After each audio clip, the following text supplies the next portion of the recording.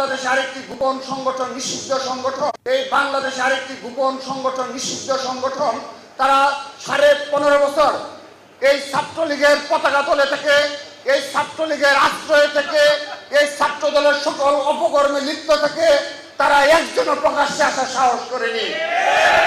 আমরা আজকের এই যৌথ সভা থেকে দাবি জানাচ্ছি, যদি নৈতিক সাহস থেকে থাকে বিগত 15.5 বছরের প্রতিটি কমিটি প্রকাশ করে দেখুন।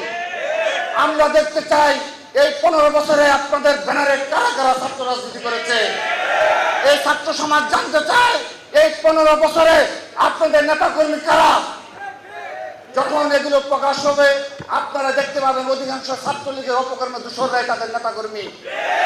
সেহেতু এরকম কোন সংগঠনকে আমরা বিগত আগামী সময়ে যখনই কোনো ষড়যন্ত্রে লিপ্ত হবে আমরা সাথে সাথে সেই ব্যবস্থা নেব। এই বাংলাদেশে আরেকটি